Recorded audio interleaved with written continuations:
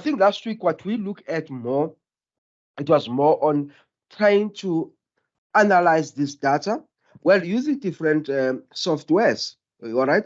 But what's important about all these softwares, especially students who are still writing their research proposal, make sure that you formalize yourself with these softwares. Because sometimes the student will say, I'll be using Delphi, I'll be using maybe Atlas.ti.9, or I'll be using Excel. All to find that you as a student, you're not familiar with that software. You must familiarize yourself with the software, all right? And we know that sometimes some of those softwares, they are quite expensive, and they always give you 14 days free trials. And normally in that 14 days, everything is limited. But make sure that at least you are familiar with the software. Or if you are not familiar with software, whoever is going to do your data analysis, your statistician, that statistician will be able to take you through the outcome or the results of the data itself so that you understand it better. But one of the things which we spoke about last week, we spoke about more about coding, how to go about and do your coding, how do you categorize, how do you come with themes, all right? And I think the most important aspects in regarding to coming with themes, I think it works better. All right. I don't know. It also depends on the researcher. Other researchers, they will say the themes which they formulated, they were based on the participant responses. All right.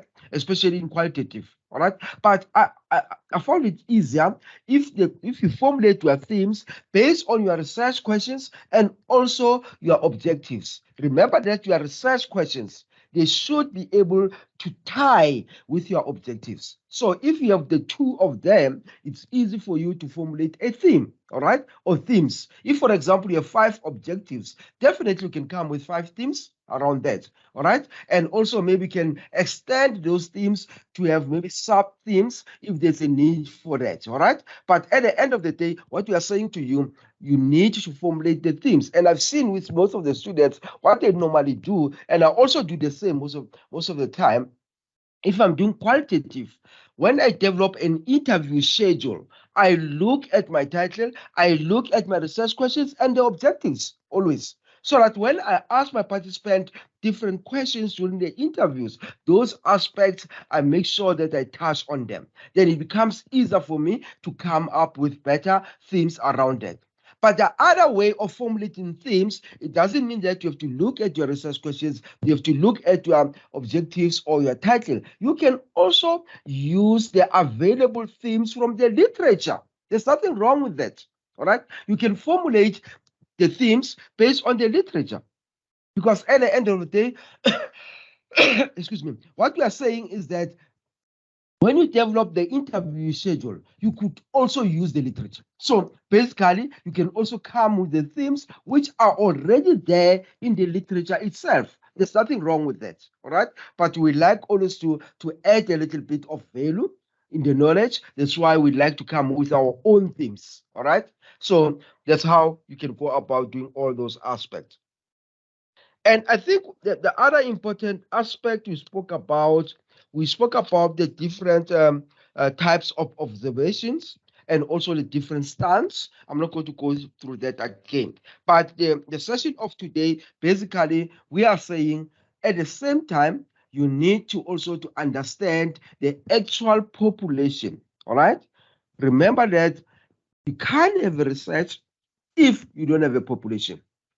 And at the same time, if you have a population, there are times that in your study, you cannot consider the entire population, but you take part of that population. That's why you call it a sample.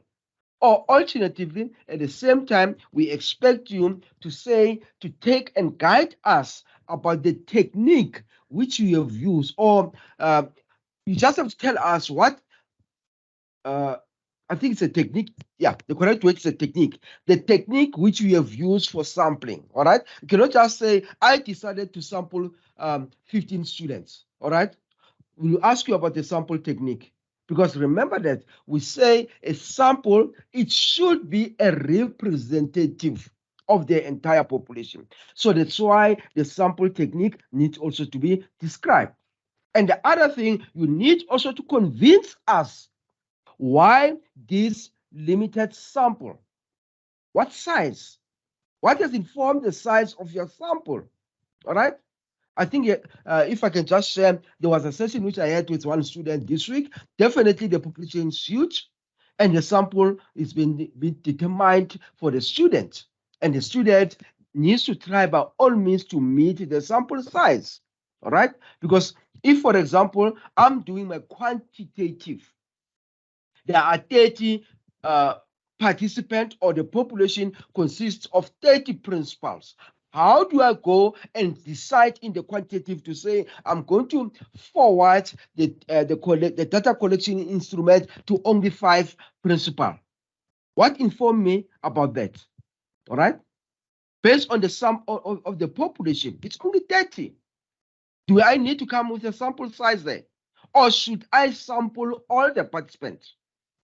Because the number is too little. If you go to qualitative, if I'm sitting with a population of 30 principals and I'm doing a qualitative research, how many should I sample? Should I sample the whole 30 principals for interviews, or should I sample only a few of them? So I need also to back that with literature. Please, always when you work on the sample size, tell us about the literature which you have visited. All right. And if you tell me that I've used this literature in sampling this number of participants, I won't argue with you. My responsibility, if I'm doing an external examination of that document, I'll go further and read about that author. I always do that, because sometimes students, they'll tell you that I've based my sample size on this author. And when you go and check that author, the author is not even in existence. So I need to make sure that as a researcher, also as an external examiner, I familiarize myself with that author. All right. So that if, for example, I realize there is no such author, and the author talks about this sample size for this population, I'll be able to give a feedback around that in your document. They say, no, I'm not happy with your sample size, because this author talks about this in regards to the sample size. So why have you based your sample size on this author's assertion or argument? So we need also to make sure that everything we do, we support it with empirical evidence. All right. So let's quickly go to the first part. Those of you who are joining today, my name is welcome. And yeah, I think what I've done currently, I was just trying to recap on what we have done last week. All right, so that you start the session of today in a good footing. Let's quickly look at. I always put the outcomes, and now always the outcomes of the presentation does not want to come. I don't know why. All right, so strange. And I've seen even last week, the slide on the outcomes, they didn't want to project. I don't know why. But basically, the outcome of today, what we'll be doing, we'll be able to understand what population is, and also understand the different types of population, and also be able to understand sample and sampling techniques, and also be able to draw a good sample size, all right, so that we understand all those aspects. But let's quickly look at what population is. Sometimes that part of the writing, especially in your research report, it always comes in your chapter 1, all right? Just a little bit in your chapter 1, all right? As most of us, we are aware that our chapter 1, it's more on our research proposal. So a little bit of population will be described there, but not in detail. All right. Then when you go, I can see that someone's hand is up. I'll be with you now. But when you go to your chapter 3, if you are doing your master's, or your chapter 4, if you are doing a PhD, it's where you expand on this aspect of population. All right. You write it in detail now. Let's look at what population is. If you look at Blass and Hickson Smith, when you look at Blass and Hickson Smith, they describe a population, or they define it as the entire set of objects or people, which is the focus of the research and about which the researcher wants to determine some characteristics. But when you look at Frankel and Wallen, they also describe population as the group of people the researcher will use to generalize the results of the study. Remember that when we look at the population, we are looking at the entire set of objects, all right, or people, all right? So we'll try and understand it from that angle. But when we look at Creswell, I think it should be the latest, and also you have Creswell 2014. I think 2014 should be latest, I'm not sure. But in 2012, Creswell described population as a group of individuals who have the same characteristics. Please note that it's not only the entire set of people, all right? But these people, they need to have something in common. They need to have the same characteristics. Take, for example, all right, maybe let's go to this author or this source.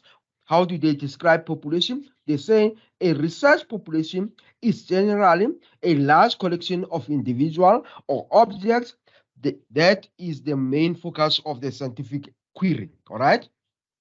Take, for example, if you are a student and you are doing a research and your population consists of all the teachers in Gauteng province, all right? Remember that Gauteng province, it has different municipalities. I can't even recall how many are there, all right? So you are doing your study around Gauteng province and you want to reach all the teachers. That's your target population, all right? And remember that at the same time, is it possible for you to reach such a huge number of participants or population? Sometimes it's easy to reach them, definitely, but sometimes it's difficult. So what you normally do in order to generalize the results, you start to go and take a sample of the whole population. So when you take the sample, you say to yourself, Gauteng province got so many municipalities. Maybe I'll take part or I'll use part of the municipalities. Maybe I'll say in my accessible population, I rather focus on the municipality where I'm able to access that municipality. In my case, for example, I'll say instead of going and get data from people who are there at Sigibeng, Mirafong, you name it, all right? Why don't I focus at Ekurhuleni municipality? Then I take Ekurhuleni municipality as my sample, all right? But at the same time, I need to describe the entire population. But when I come to sampling, I'll focus only on the sample which I'm going to use or the municipality which I'm going to focus on. All right. So those are the things we need to understand in regards to these two concepts. I'm looking at the definition of sampling population here. On the last point, the citing is treeshost.com. I'm not sure if this is how we cite maybe the website. I don't know. No, remember that. Yes, I understand what you are saying. I understand. But at the same time, when I do my presentation, I just to indicate in a PowerPoint to say I've collected some of the information from other sources. That's why I have to include the source there, all right? But when you look the way you cite it, it also depends on the reference technique we are using, all right? But I know that the way I've done it is not correct. But at the same time, I'm giving you an idea to say there are some of the content or the text which I took it from this website. All right. I know that it's supposed to be www. something. I know about that. But I think when you go to my reference list, you'll see that I've put it in the correct way. But at the same time, I just want to be more academic correct. Unlike if I just put this description of research population without also indicating where did I get it, then I start to be unethical in regards to research. All right. So I know that you guys are going to use different research different referencing techniques. So you cite according to your reference techniques. All right. This one is a PowerPoint, and I'm trying to show my students to say, look, at the same time, when I take a source from any other author, I need also just to indicate. But when you go to my reference list, you'll see how did I put the reference list there at the end of the presentation. That's why also my presentations, I make sure that I put the reference list. Thank you. Let's quickly go to the different types of population. We have what you call the target population. I've indicated to you a simple example of a target population, whereby I'll be focusing on, my study will be focusing on all the teachers in Gauteng province. That's a target.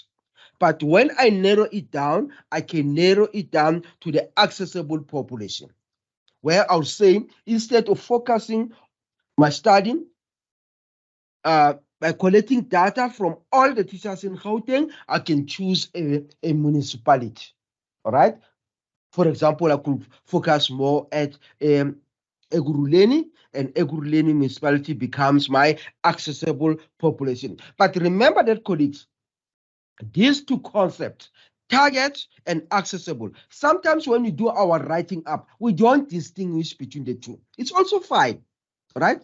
Because others, instead of using the word population in their writing, they talk about participants. It's also fine. It means almost the same thing. If you don't want to distinguish the different types of population, it's also fine. But if you want to distinguish also or give a difference between the two types of population, you are also welcome to do that. All right? We don't penalize our student around that.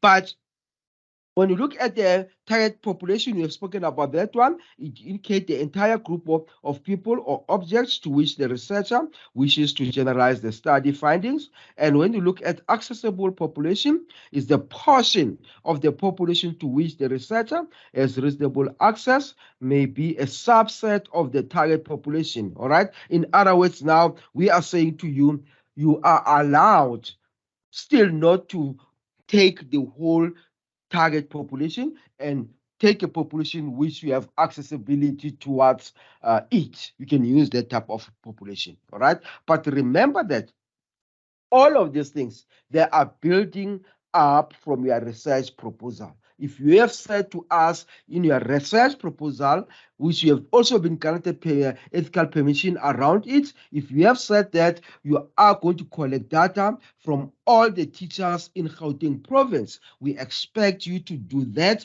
also when you write up your research reports, all right? But remember that at the same time, it won't be so much big deal because you are going to sample. All right, you are going to sample. Then, if you sample, it makes you to be able to get better data and also a data which you are able to access easily. That's why sampling assists us around that. Basically, what I was trying to say there is that we need to understand these terminologies, all right, where it starts first by identifying the population. And your population basically is a total set of units. And after you've identified the population, then you can sample now, all right? Your sample is a subset of the population. And when you look at your subset of the population, it needs also to represent the population, all right? In other words, your sample must represent the population. If my population is within a certain industry, it means also the sample must come from that industry. If, let's say, my population is around mining, then I don't need to go out and collect data from teachers, because most of the time you find that in mining there are no teachers. So I need to collect data from the people who are working in the mines. In other words, the sample must also represent my population, all right? And also remember that after you've done your sample, you need to tell us about the sampling frame. I think someone's camera is on, all right? All right, ma'am, can you put off your camera, please? Thank you. And when you look at the sampling frame, it basically talks about the list from which to select your sample, all right? units from which I will be selecting my sample. In other words, when I talk about sampling frame, I talk about a list from which my sample will come from. I'll give you a simple example. And I know that, guys, I'm giving more examples which are more coming from education. Well, that's my stronghold. I'm sorry. Those who are coming from other discipline. But basically, if I talk about sampling, and I'm trying to give a sampling frame. Let's say, for example, the population I'm working with here is a population about learners at a primary school, all right? These are my population. These learners from grade 1, all right? You can also start from grade R, but let's start from grade 1 up to grade 7. Then how am I going to sample them? Let's say, for example, I'll use a certain sampling technique. Let's say I'll use a stratified sample. And when I use the stratified sample, I can describe my sample frame as follows. I will say my sample frame is more on the phases. In other words, the phases will be my sample frame.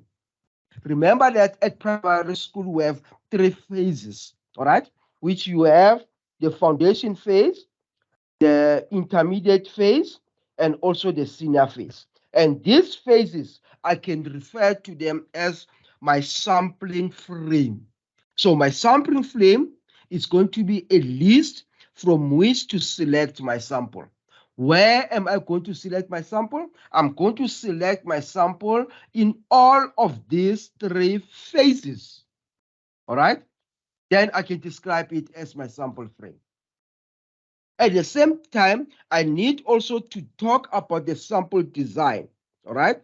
Whereby sometimes we refer to it as a sample design, and sometimes we refer to it as a sample technique, all right? So I also need to describe what a sample design I'll be using or technique. In this example, I'll be using what I call stratified sampling technique, all right? And remember that we have 2 types of sampling techniques or design. We have the probability sampling technique and also the non-probability sampling technique. We'll be talking about this concept in our in some of our slides today. All right, so I'll explain them in detail. And also, I need also to indicate the parameters. Your parameters basically talks about the characteristics of the population. All right, that's your parameter. If I could give you something, remember that when we spoke about qualitative, we spoke about the parameters. All right, what is a parameter? For example, in qualitative, when I go out and sample my participant, I could use a criteria, all right? And that will be a parameter. For example, I will say when I sample my participant in this qualitative study, the criteria, I need all the participants to have an experience or 5 years experience in teaching. That become my parameter. In other words, that will be my focus. I won't sample anyone who does not have 5 years of experience. That will be the criteria I'll be using, or a parameter. So when you do something also, you need to think about the criteria or the parameter, especially when we are doing qualitative. We also need to talk about statistics, all right, especially in your quantitative, where you talk about the characteristics of a sample, all right? So all those terminologies need to be considered when we are talking about sampling in both quantitative and qualitative. Other terminologies are more relevant to a certain method only. Others are relevant to all the methods. Okay, let's quickly look at the next slide. All right, this is just a diagrammatic presentation of the sample, all right, and also the population. You can also see there that's always the target population, or sometimes we can also refer to it as a population or target or accessible. You can use the terminology which suits you. All right, then also that's a sample. Let's quickly look at the next point. Let's understand what sample or sampling is. Basically, sampling is a process whereby a group of individuals are selected from the entire population with the intention of representing the larger group they have been selected from. I think we've spoken about that one. But when you look at field, they also describe a sample as a smaller collection of units from which a population used to determine truth about that population. But Creswell says that sample is a subgroup of the target population that the researcher plans to study for generalizing about the target population. I think basically all the authors, they are talking about the subset or the subgroup, all right? Then becomes a population. So they are on the agreement around the description of a sample, all right? So you can also go and look at other authors, all right? Hopefully they are also sharing the same sentiment about the sample or sampling. Let's quickly look at the sample size now, all right? I think it's where we need to focus on now. How big or how many should my sample be? How many people should I sample? How big should be the size? And what informed that? All right? But when you look at Roscoe, as cited in Sakarana 2013, they proposed the following rules of thumb for determining sample size. And remember that why they talk about the rule of thumbs is that it's not something which other researchers will agree with, but it's a basic, all right? In other words, what they're saying, you need to justify your sample size. As I've indicated earlier, when you justify it, you need to give us some empirical evidence so that whoever is going to look at your work will be satisfied about the empirical evidence you are giving. All right? So what they are saying, the sample size is larger than 30. All right? In other words, if your sample is larger than 30 and less than 500, it should be from 300, all right, up to, sorry, it should be from 30 to 500. If you have that type of a sample size, all right, it's more appropriate for most research. What are they saying here? They are saying that your sample size should not be less than 30. It should not be less than 30. All right?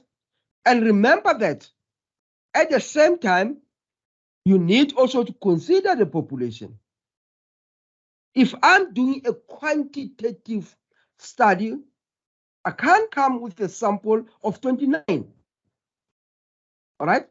I may have 29, but it also have to be influenced by the population. Let's say my population is 29. How much am I supposed to sample in quantitative? Am I supposed to sample 5? What informed me to sample that actual number? All right? But at the same time, the further says where samples are to be broken into sub-samples. All right? Remember that now they are talking about the sample technique. If, for example, your sample, you still have to break it down into small parts. Let's say, for example, you consider gender, you consider maybe the seniority, you consider maybe age, you consider maybe level of qualification, and so on. A minimum size of 30 for each category is necessary. So if you have those categories, we expect you at least to sample 30. But remember this is just a rule of thumb, all right? You may find that your supervisor will tell you to say, if you have a population of 20,000, your sample size should be 1,000. Other supervisors will tell you that if you have a population of 20,000, we expect a sample size of 500. And remember that at the same time, why we talk about the sample size? Because in your sampling, we expect you to get rich data around it. Because the fewer the sample, sometimes you don't get a data which is more rich to be analyzed. And sometimes you find that you have a large sample, but also the data is not rich. So it always goes two ways, all right? It doesn't mean that if, for example, you have sampled 1,500, then automatically you have a rich data. Because remember that sometimes in your data, when you are doing your transcription, you may find that some of the verbatim transcription which are there are not even relevant towards the question you were asking, especially in qualitative. So the data, you may find that is not rich, even though the sample size is huge. It is also interesting to think if also this rule of thumb is also applicable in regards to qualitative. While qualitative, it has also a requirement in regards to its sample size, all right? But at the same time, remember about qualitative. The issue of saturation also guides in regards to the sampling, all right, or the size of the sample. It also plays a factor there. But in regards to quantitative, definitely you can also use this rule of thumb as indicated by Roscoe. All right. While some of these stages which we're talking about here, they are a bit of repetition, but basically the first stage, you need to understand and define or describe your target population or your accessible population or your participant. And then you select a sampling frame. We spoke about sampling frame. Then also you talk about the sampling techniques. Then also you need to plan the procedure for selecting the sampling unit. And also you determine the sample size. Then from there, you select an actual sampling unit. So all these stages in your writing up, you can include them in your writing up, all right? To say you followed these stages when you conducted your sample, all right? And also you can put an author around each. There are various authors who talks about all of these stages. Well, let's quickly look at these two types of researchers, the quantitative researcher and also the qualitative researcher. All right. And remember that your quantitative researcher, they always try to get numbers. All right. They are more concerned about statistics, how many. All right. But when you look at the qualitative in regards to sampling, the qualitative researcher in regard to sampling, they are also guided by the point of saturation. And your quantitative researcher, they can be generalized to the population, whereas your qualitative researcher, the sample size do not count, all right? And if we say the sample size do not count, we are not saying that you are not supposed to indicate the sample size. You are going to indicate the sample size, but you are also going to elaborate and give us the details further to say you have reached a point of saturation when you sample this number of participants. Let's say when you sampled the 20th participant, you reach a point of saturation. Then there was no need for you to go and sample further. All right. So at the end of the day, there will be number, but justified by a point of saturation. And if you can look also at the qualitative researcher, definitely we argue that numbers are not so important. But what is important is the perception, is the understanding of the participant, all right? That's why we say we talk about themes in qualitative, all right? But when you look at your quantitative, we don't talk about themes, but we talk about constructs, we talk about variables, we talk about factors. especially when you design your instrument there. You can design your instrument, your data collection instrument in quantitative by putting the construct of the variables or the factors. All right? So that's what you talk about mostly in quantitative. I want us to look at some of the techniques. All right? We are not going to talk about all of them. There are too many colleagues. All right? And always, as a student, if in your writing up or in your research report or in your research proposal, you are going to use more than one sampling technique, you are allowed. All right? But you can't use so many of them. A student sometimes will tell you about 5 sampling techniques. And when you look at some of them, they are not even adding value to the research itself. So use all the sampling techniques which are going to add value to your research. Remember that there are 2 types of sampling techniques. That is your probability sampling techniques and also your non-probability sample techniques. I've tried to group them here also in my presentation. All right. That's why if you look at slide 17, I do have all the non-probability sample techniques. All right. And also I try to indicate in which methods you can use those different sampling techniques. All right. Let's quickly look at probability sampling techniques. We have what you call the simple random sampling. We have what you call the stratified random sampling. We have the cluster, where we also have the systematic sampling. All right. And those are the ones which are more relevant to the probability sampling techniques. And those which are more relevant to non-probability sampling, they are the convenience sampling and also the purposive sampling. You also have the quota sampling.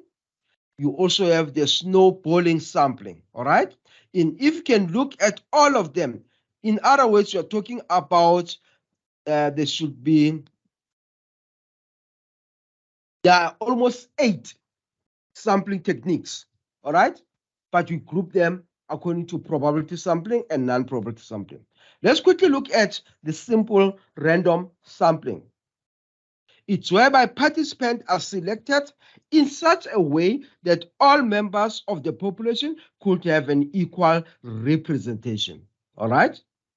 For example, you want to select a simple random sample of 100 learners of school A. In other words, from school A, you want to select 100 learners and you want to apply the simple random sampling. Therefore, you can apply it as follows. You assign a number to every learner in the school database from 1 to 1,000. All right. Remember that where does this 1,000 come from? Let's assume that the population in this school A is 1,000. So you assign a number to all learners.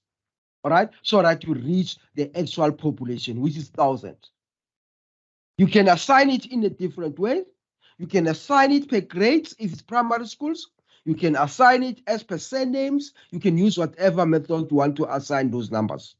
Then you assign it from 1 to 1,000. And sometimes you can also use what you call a random number generator. I think the weight document, MS Weight can also develop that random number generator. And I know about also the Excel. It can generate it. We just have to feed it. All right. Then you are able to generate that. Then it's able to pick up 100 learners. All right.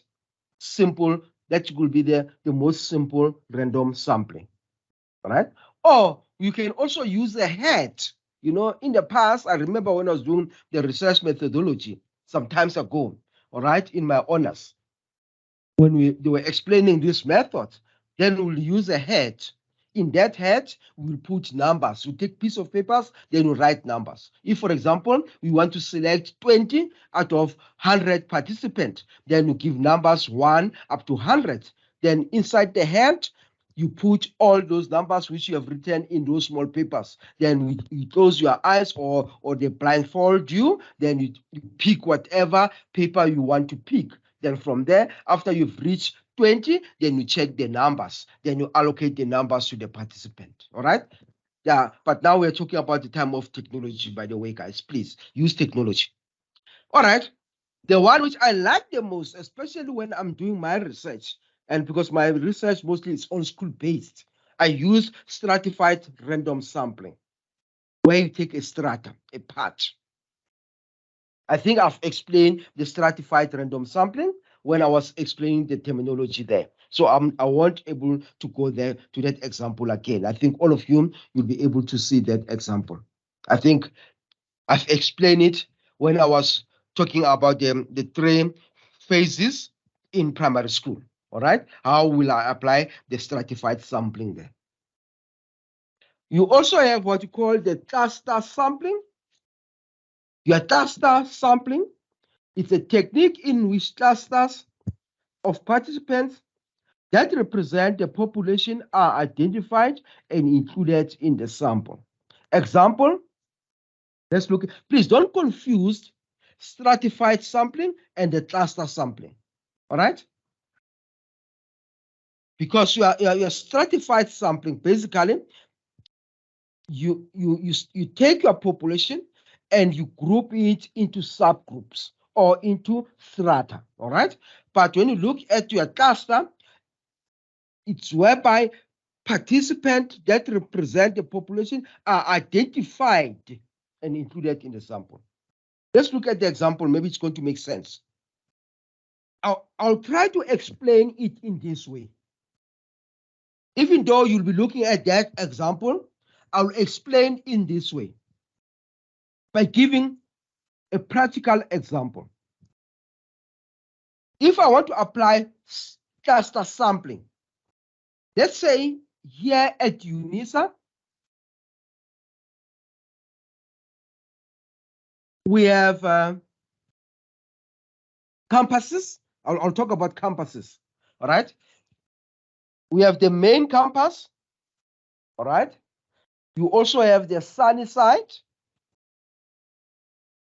We also have the one at Mamelodi. I'm not sure if it's been called Mamelodi campus. You just have to correct me, please, Ma'am Notolo. You also have the one at the Florida one. All right. I know about these 4 campuses. I'm not talking about the learning sites, all right?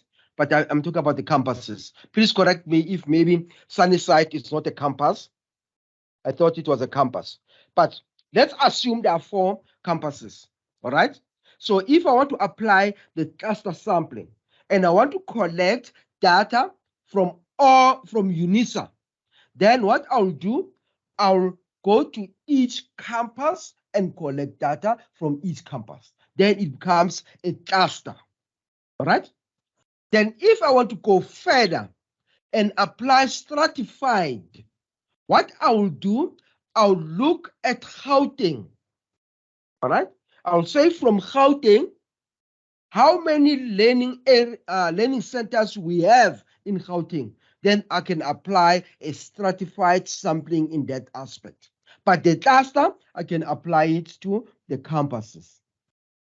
Then I'll go and collect data from each campus. And this campus, because they represent the whole institution, I can generalize based on the data which I've collected from the 4 campuses.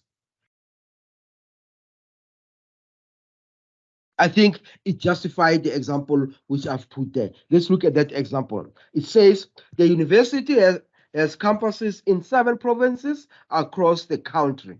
All right. All with roughly the same number of employees in similar roles. You don't have the capacity to travel to every campus to collect your data. So you can use random sampling to select the 3 campuses. And these are your clusters. So you can also apply a sort of random sampling technique to select 3 campuses from the 3 campuses which are around from the 7 campuses which you get in all of the 7 provinces. So you can also apply that method. So yeah, there are various ways of playing with this thing. But the other one, which is more interesting, we call it a systematic sampling, whereby every certain number subject from the list of the population is selected. I prefer, sometimes, like I always say, I refer to it as interval sampling. After a certain number, you select. All right. So if you say to yourself, after the 5th person, I'll select. Basically, what's going to happen? You are going to select the first person. All right. That person will be selected. Then from there, I'll select also the 5th person. Then after that, I'll count 5 person, which is going to be the 6th, the 7th, the 8th, the 9th. Then I'll select the 10th. Then I'll select the 15th. Then I'll select the 20th, the 25th, and so on. All right? That's how you apply the interval. I'm not sure if it makes sense. Maybe if you can also look at the example there. All employees, for example, all employees of the company are listed in alphabetical order from the first 10 numbers. You randomly select a starting point, let's say number 6, all right? From number 6 onwards, every 10th person on the list is selected. So what you'll do, number 6 will be selected. It's where you start. Then from there, every 10th person will be selected. You just add 10. Then you go to 16. Then you add another 10, gives you 26, and so on and so on. All right? Until you have reached 100 people. Maybe we can take this exercise. I'm hoping it's going to work. We can give it 2 minutes. If you have responses, guys, you can put them on the chat there. If you want to raise your hand and share your response, then we can also take your response. Let's give it 2 minutes. We are a huge number, almost 87. I think now it's 9:36. By 9:38, we should be done. Then you can share your response on the chat. What does the exercise say? It says, if I want to select a sample of 25 learners in my school, whereby the total enrollment is 100, how many I will sample? All right, please don't tell us about the sample techniques. Already it's a systematic one. Tell us how many you'll be able to sample using your systematic sample technique. So these type of research techniques, do I indicate them during research proposal, or do I show them during when I'm actually producing the actual research report? Okay, remember that in your research proposal, you also need to tell us about some of this. And even though the writing up is not so huge in your research proposal, tell us about your population, the sample, what technique will you be using? All right? Because your research proposal is your plan, by the way. So when they read and give you, when you apply for ethical clearance, those are the things they'll be looking at. And I'm not sure if some of you, I think those of you who are already have been granted ethical clearance, you know that there is a sort of a rubric which they use to judge your research proposal. And sample is also one of those aspects they look at. And if, for example, in your research proposal, you didn't tell us about the sample and the sampling technique, they are not going to allow to give you the ethical clearance around that until you update that aspect. All right. So remember that your research proposal needs to cover almost everything, because when they They analyze your research proposal with when you submit it for ethical clearance. They are looking at everything, please. So it needs to be there. But at the same time, like I've just said, it's not such an exhaustive document or section. But they have to read to say, based on your sample, you are going to sample so much, and this is the technique you are going to use. But when you are going to do your research report, it's where you are going to elaborate, by the way. I think I've answered what your question was all about. And yes, Doctor, thank you so much. Thank you. And I think some of you have realized that when you apply for, when you submit your research proposal for your master's, I think it's going to be submitted somewhere in October. Please make sure that you know the date, the closing date for masters for next year. So when you submit it, they may ask for 400 words. It's 400 and something words. All right. I'm not sure about the actual number, but when you look at your PhD, it's almost 700 words. It's not a lengthy research proposal because they also indicate you the section you're supposed to talk about. All right. But when you apply for ethical clearance now, they need a full research proposal with all of the sections. And some of the departments, what they normally do through their supervisors, I'm not saying that it's a standard procedure, but some of the supervisors in certain departments, they will give their students the criteria so that when they develop their research proposal, for, when they have to apply for ethical clearance, they know what aspect they are supposed to put in that research proposal. Okay, let's quickly go to the feedback on the exercise. I can see there are a few hands. If there's one of the hands which does not want to share about the response in regards to the exercise, can you please go? If you have a question other than the exercise, let's take that question quickly so that you go to the exercise. I think Q, you're saying you start from the first learner and thereafter every fourth learner. All right. Amos, you are saying either 24 if you start with first learner and 26 if you start with the fourth learner. Interesting. Antoinette, you are saying start with 5. All right, quite interesting. I'm getting different views here. Let's hear people who have raised their hands. What are you saying? Actually, I think the question that you posed is for quantitative research. And then let me say, like earlier, what you indicated, that maybe you are doing research with UNISA students, and we have 5 regions: Sunnyside, Florida, Vaal, Ekurhuleni, and Joburg. And then you want to decide on the population sample.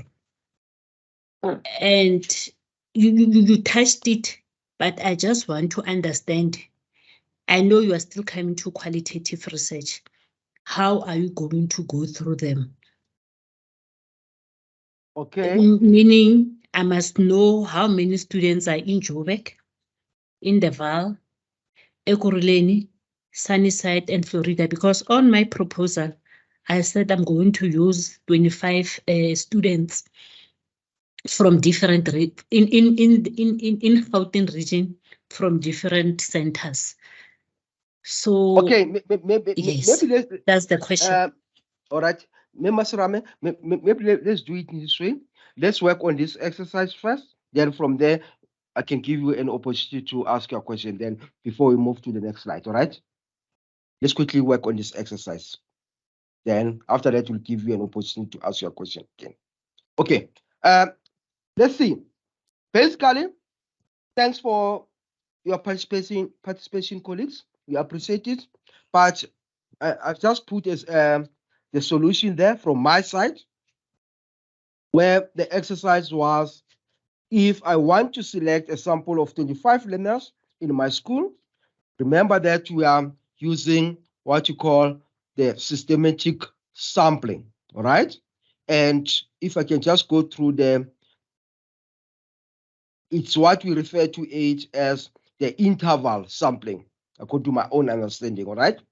But basically, if I want to select a sample of 25 learners in my school, whereby the total enrollment is 100, how will I go about doing that?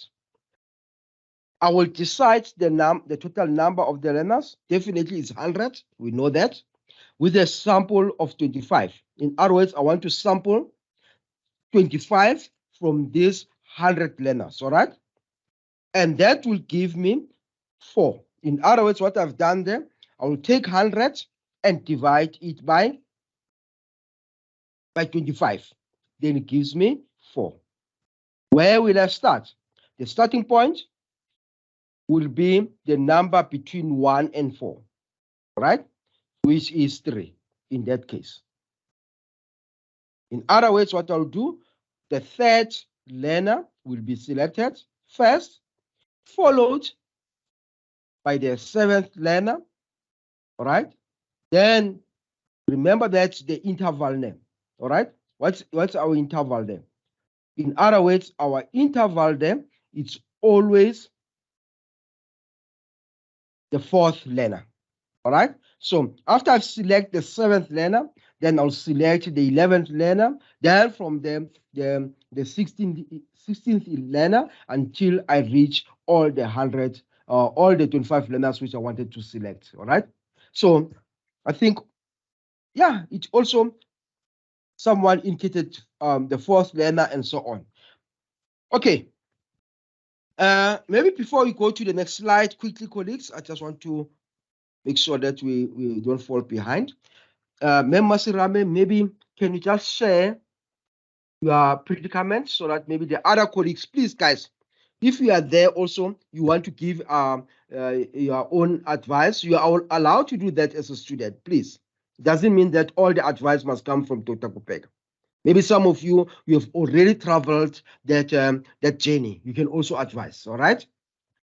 Member Sirame, can we hear from you now quickly, Yes, please? Dr. Kubeka. Yes. Okay. Yes, I was saying, let me say you are using UNISA students and you're using 5 centers in Gauteng only. That is Sunnyside, Florida, Vaal, Ekurhuleni, and Johannesburg. And then now you want to, you know that you told yourself that you'll focus on 25 participants or your sample size. And how do you decide on the population sample if you are not doing quantitative research, but you are doing qualitative research? Meaning, must I go to Vaal and find out how many students does Vaal Center have, go to Ekurhuleni and the like, so that I can decide on the number of, on the sample size that I need? How do you go about it? Because the study is on qualitative, not quantitative. Thank you. I think remember that when you are working on qualitative, you still need to tell us about the population. All right? We are working around 5 centers. Who are your participants? Are you going to collect data from the students, from the staff members? From the students. From the students. How do you stratify your students? Are you going to focus from students in different colleges or whatever? So, but at the end of the day, what I'm trying to say to you is that you still need to tell us about the population. How many students are there in all of those centers? And please, you don't have to go and drive to all of the centers. Data is available, by the way. You just need to make sure that you get data from the relevant people. How many students are there? If it's for this current year, how many students are registered in that center?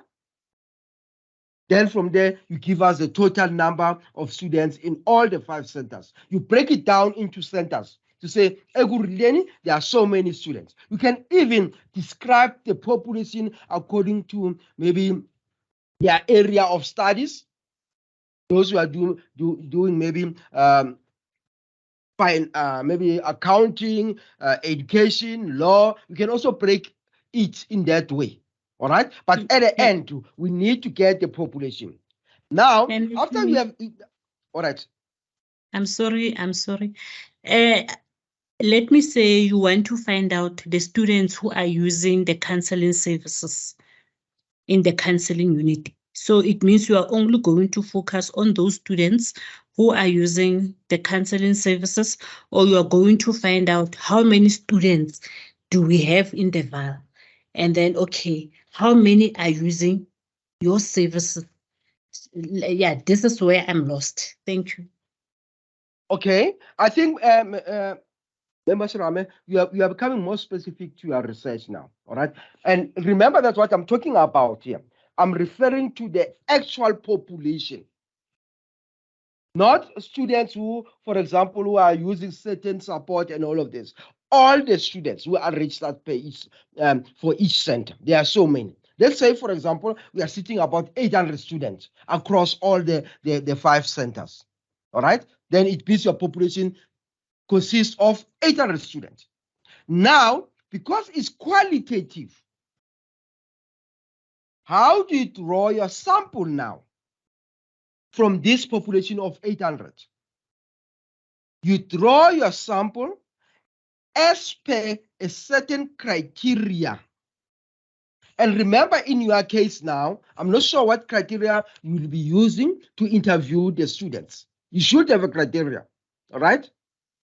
So after you have developed a certain criteria to sample these students for interviews, if it's face-to-face or if it's online, all right, you describe that criteria. Let's assume now the actual number of sample already in your document, already the population is clear, but the sample, in your case, you cannot determine the sample in advance in qualitative. But at the end, you are going to tell us about the sample, because remember that your sample is going to also be guided by the point of saturation. If it happened when you are busy interviewing the participant, you realize that by the time you interview the 30th participant, already you have reached a point of saturation. Then you justify your sample around that to say, though even the population was 800 for all the learning centers at Gauteng, I was able to manage to sample a number of 30 participants, which was also guided by the principle of saturation by this author. So no one will argue to say, why out of 800 population, you managed to interview only 30? Because you justify it to say, by the time you reach the 30th participant, already you have reached the point of saturation. So what's the reason which can make you as a researcher to progress and interview all the remaining participants, even though you are going to get the same answer? Because remember that in qualitative, it's not about numbers. It is about the understanding and the perception. That's all what we want. I'm not sure if maybe what I'm trying to explain to you, it does make sense for now. I'm hoping that you'll be able to sample more participants. You can also sample up to 100, because if you don't reach the point of saturation, you keep on sampling, all right? I want us to, but basically what I'm trying to say is that we have used this type of convenience sample. It was somewhere last year when we piloted one of our data collection instruments, all right? So we use convenience sampling. In our case, we have some of our colleagues who were lecturing a certain module.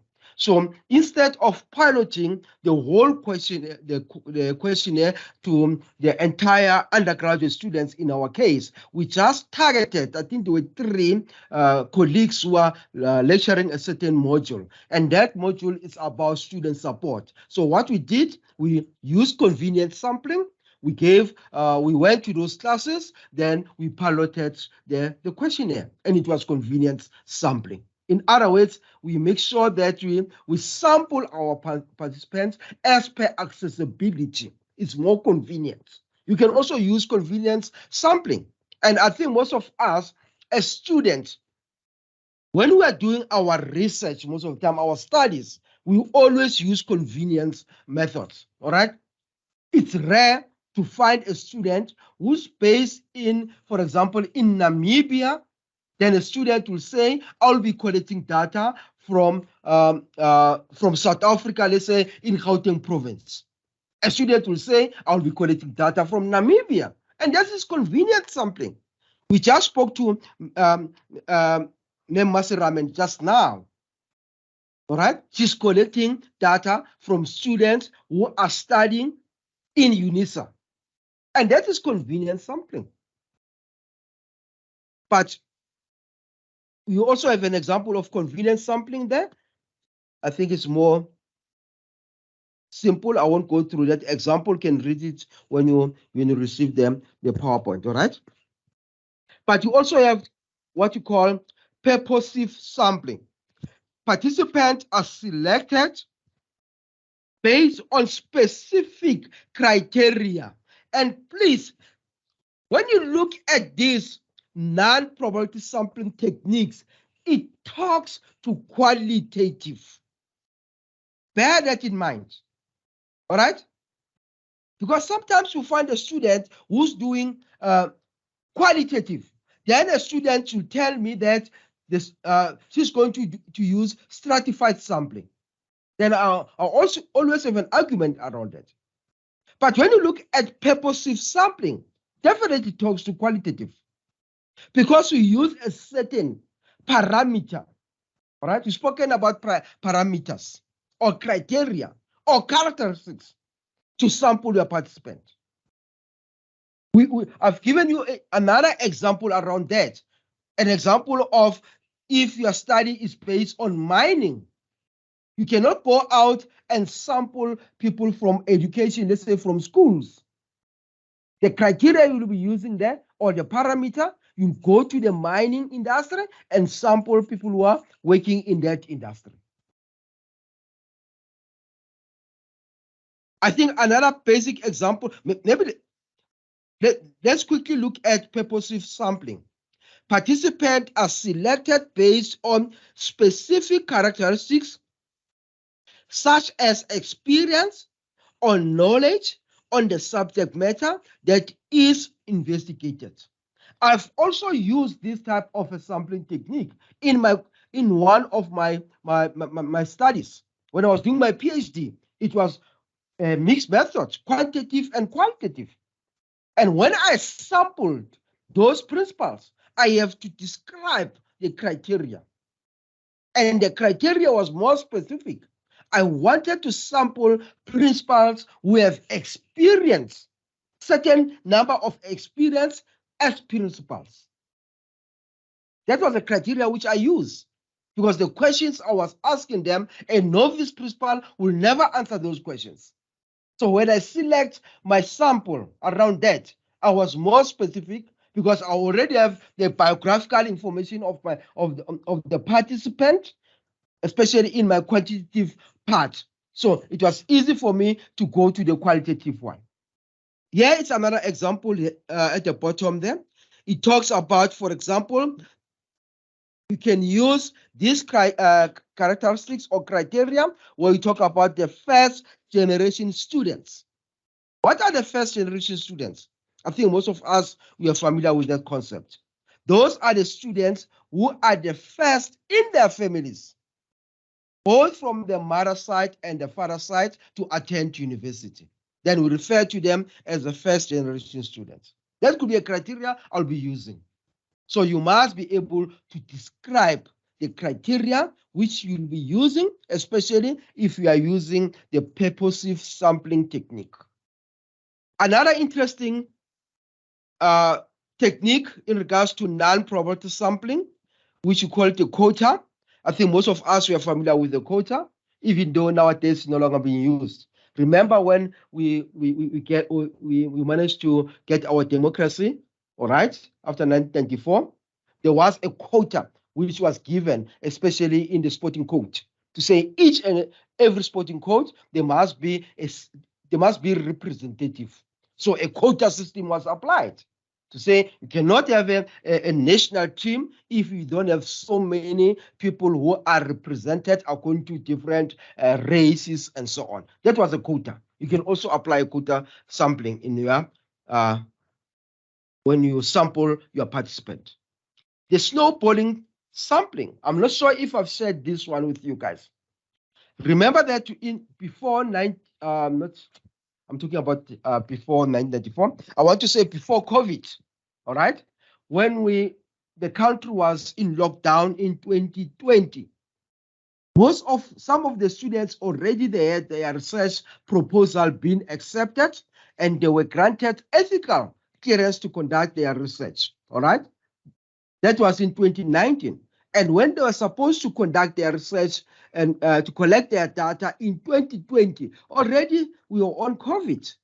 So one of the students, I think in the research proposal, the student indicated that she will be collecting data face-to-face. It was a qualitative data collection methods, all right? In other words, data was going to be collected via face-to-face interviews. But now we are on COVID. You cannot arrange any face-to-face.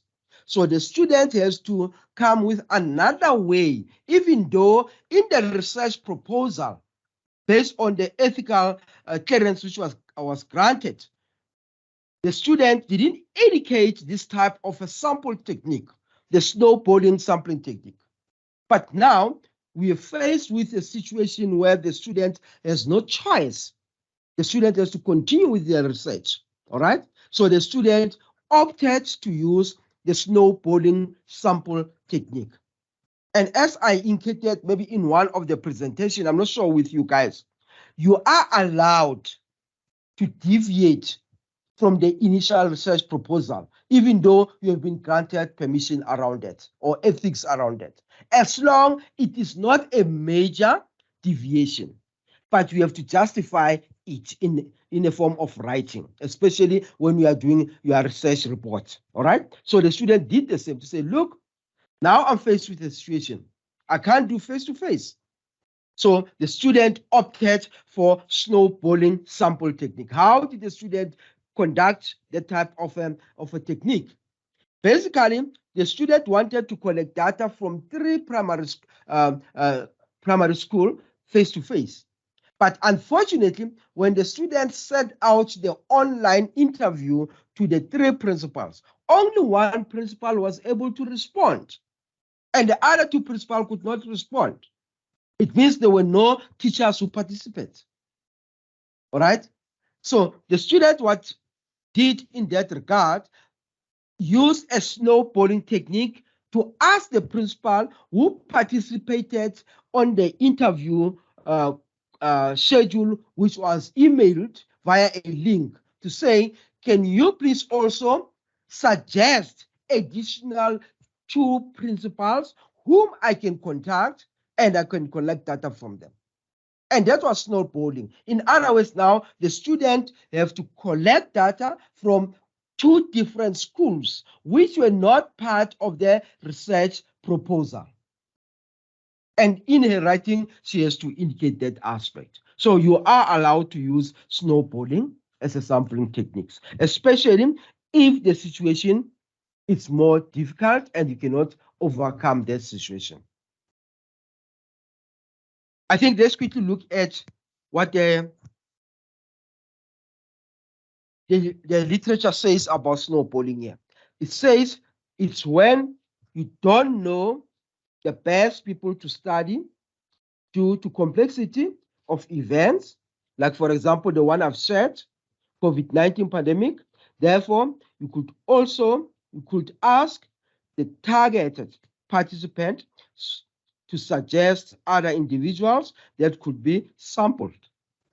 I think it was a greatest innovation from that type of a student. And I'm not sure how the actual document went, but I think for me, it was more of innovation around the student, all right? So I really appreciated what the student did in that case. Okay. We need to look at the sample techniques in qualitative research. Researchers in qualitative research select the participants based on some of these criteria. There are a lot of criteria you can use, guys, especially in qualitative, all right? Maybe you can use the knowledge, you can look at the experience, the skill. Maybe you can also use the age, the characteristics. There are a lot of criteria which you can use. And remember that when we spoke about the criteria, we refer to them as the parameters. So you just have to describe how did you select your sample, and you also share the characteristics or the criteria which you have used. The purposive sampling techniques is mostly used in qualitative, since the participants that have been chosen could provide a specific knowledge in regards to the study topic. I've got a question with regard to the snowballing technique. To say, is it if ever I know that I'm dealing with like my research is on SMME, and then when I happen to realize that because of this COPIA Act, to get participant might be an issue. Because of that, maybe to go to the SMME enterprise, they might have issue of providing me with the list of the SMME, and then but I happen to know someone who's also in the industry of SMME. Then, is that a way to say snowballing can be the best, or I should elaborate more? Say, why can't I get a participant other than snowballing? Is what you are saying. Then if I find that snowballing will give me more, I'll have more access to the individuals, and then others might give me other lead so that I can interview them. Is that a way to look at it, or it should be the last option before I consider others? Basically, Masia, remember that you are a researcher, is it? So as a researcher, you want to get the data which you need. And if there are challenges about getting the data which you need, even though in your research proposal you indicated a certain sampling technique, and you are struggling to get data based on that sampling technique, you need to come with some innovative ideas. To say, based, even though in my research proposal, when I was granted the ethical clearance, this was the sample technique I indicated that I'll be using. But given the situation where I am now, due to this POPI Act and all of those aspects, which also decline to use other people's details and so on, I decided to, and remember that when you go through that process, you need also to engage your supervisor around it, so that the writing become more research sound, so that when you give the writing there in your report, we are able to justify that, all right? So definitely the student had no option. That's why the student decided to use snowballing and take us on how you have applied that technique in your in your research now, all right? So there's nothing wrong with that from my side. If it's the last resort, why don't you use that resort? Because you are not going to sit there and mourn and say, I'm not able to get data because POPI Act. It means now you are not going to complete your research. But now you have another way on how to sample a participant. If the snowballing is the way you want to sample the participant, do the writing up around it in your document, in your research report. All right, so that you are not contradicting yourself on what was granted when you apply for ethical consideration. The writing is going to support that. I will say, if it's a last option, liaise with the supervisor and improvise based on that type of a technique. Okay. Masurama, you have something different? Yes, it's something different. I want to ask about the sources and the ethical clearance. Only those two questions. So, Doc, let me say, you saw that Creswell 2013 or 2012 has explained maybe population so well and sampling so well. And they say to you, you must use the current sources. So how do you go about it? And then the one for ethical clearance, when do we apply for ethical clearance? Immediately after they say you can start your chapter 1, or immediately they say your proposal has passed. When do you apply for it? Thank you. Okay, I think regarding the current sources, remember that now we are in 2023. There are a lot of research methodology authors who have revised their work. So you just need to get the current source, unfortunately. By current source, I always say to my students, the source should not be older than 10 years. That's why I always encourage 5 years. In other words, if you are in 2023, it means you can use a source which has been written around 2018, 2017. It should not be more than 10 years. And the reason why we encourage our students to use current sources, remember that when you are doing your writing up, you have to go through all of these processes. You are going to start with your research proposal. You are going to start with your research reporting, which can take you maybe another 3 years or 4 years from now. By the time you are done, already you have spent almost 7 years, all right, or even 5 years, and you want to publish. And when you look at the source you have included in your document, they are almost 15 years old. So you have a challenge with the source, especially if you want to publish, because other publishing house, they are more concerned about the sources. They will tell you that the sources are old, except, remember this, except sources which talks about the theoretical frameworks. I can use the one of 1910. It's a theory.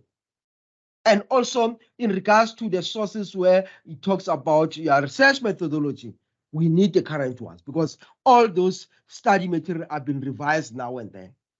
So you need to go and find out the current sources around that. I can't give you the best way. If the supervisor says, you can't tell me about Schumacher 2001, we are in 2023 now. Can you see now? I know that I use most of the old sources because it's for the understanding of the concept. But in your writing should be current sources, all right? So when do you apply for ethical clearance?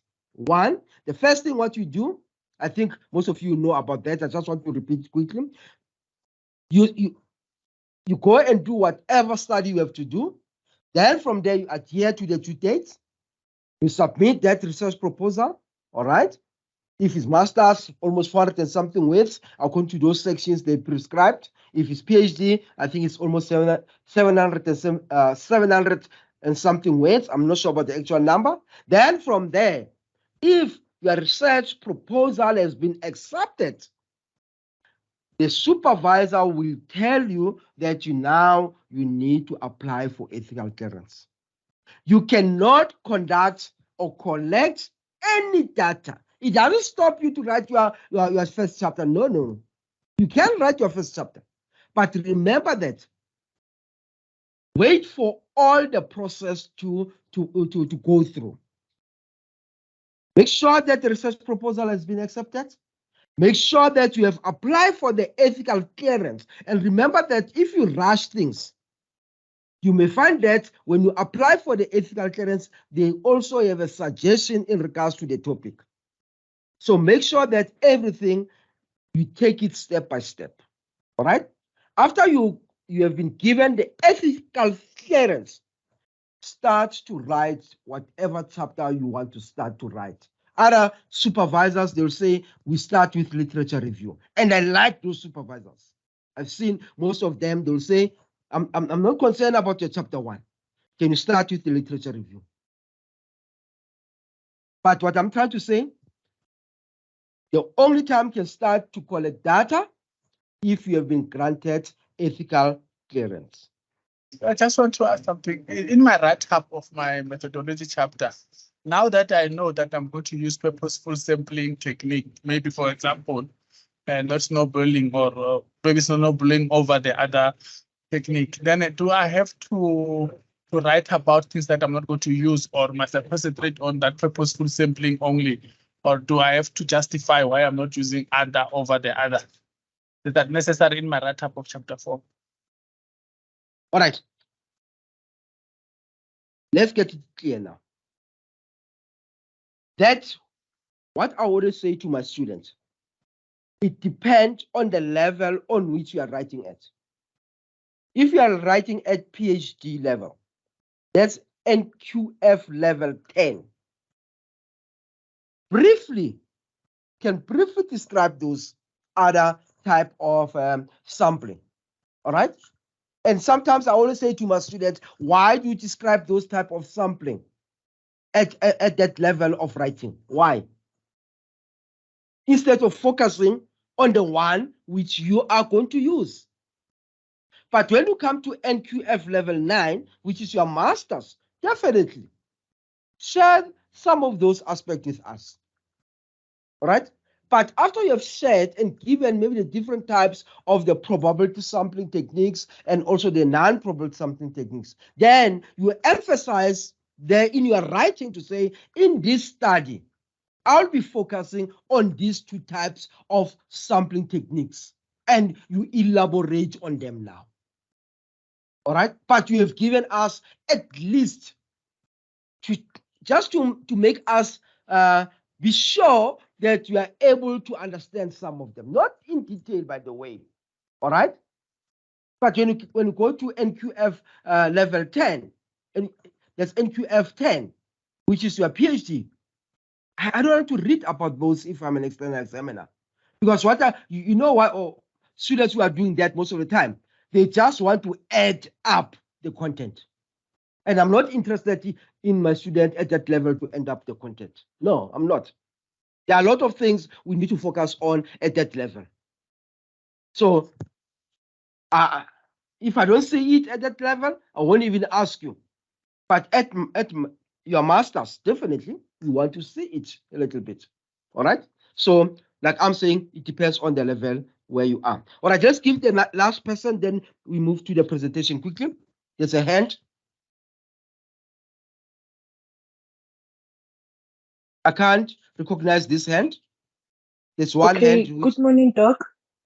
Morning. Yes, Doc, I would like to ask a question regarding the research report that I'm writing, because I'm already done with my first chapter, and then I've already received my research ethics. So since I've been attending your workshop, so when I attended the workshop, I checked the research report that I've already wrote, that it goes hand in hand with the things that you teach us on the workshop. So when I check on my first chapter, one population, I firstly identify the population, and then I define the target population, and then next I went to unit of analysis. Is it right in that way, or maybe can I say this now, so that we try to have a little bit of a progress here.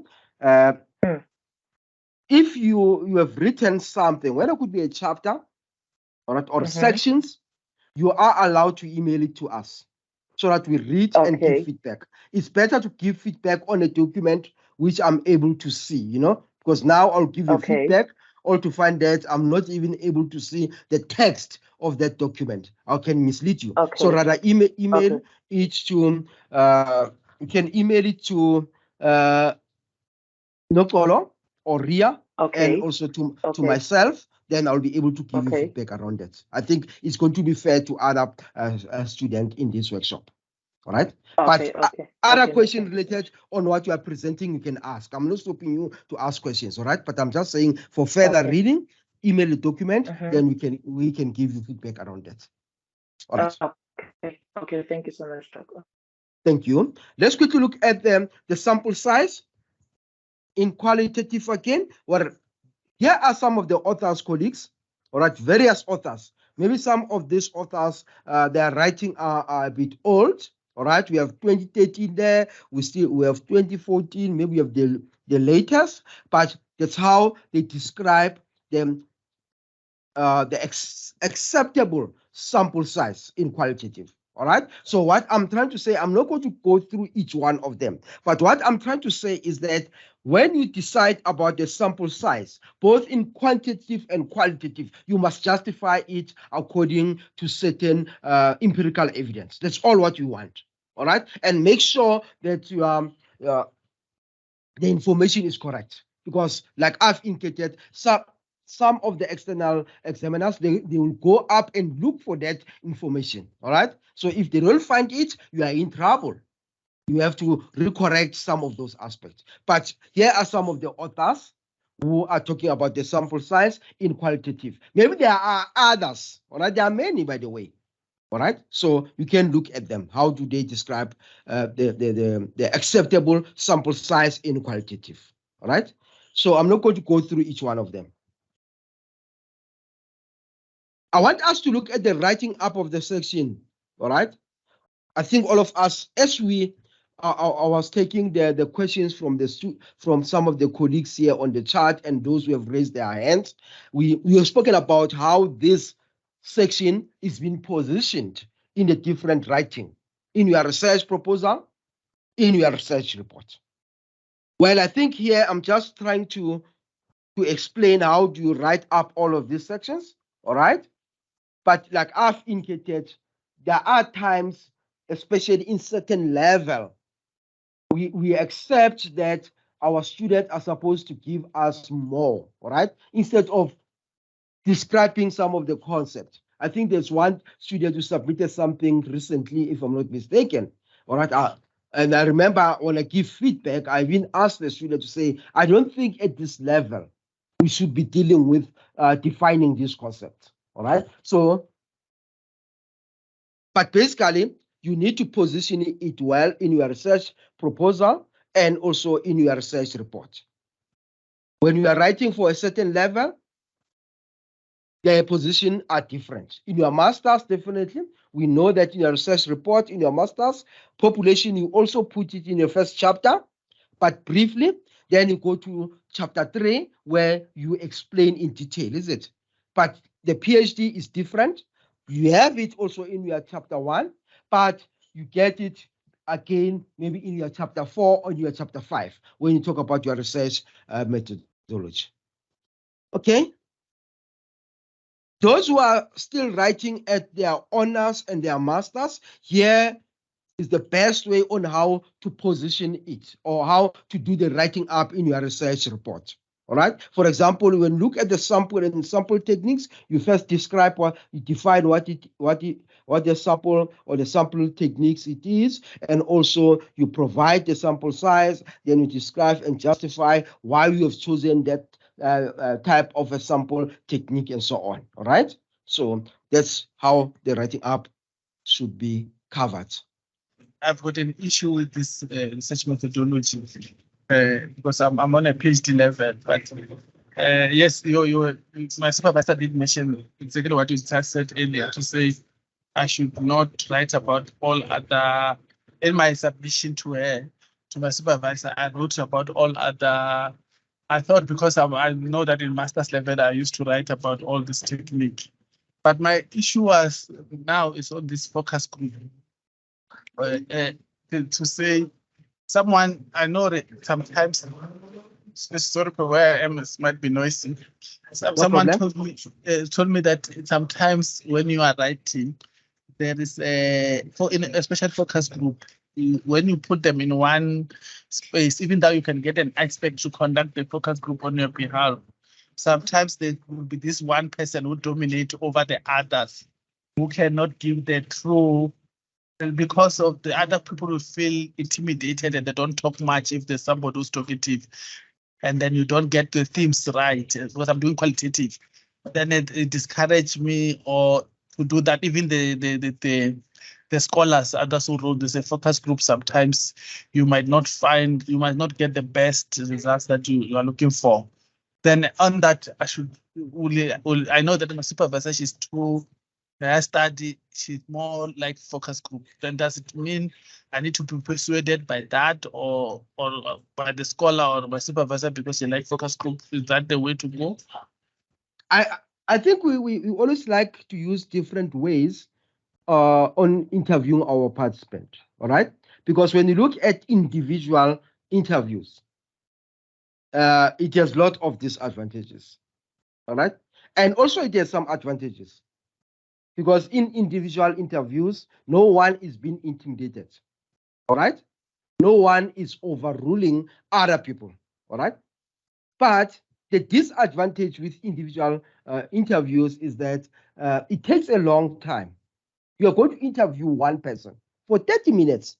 But if you have a focus group, you can have 5 people whom you will be interviewing in that 30 minutes. So you reach a large part of your sample.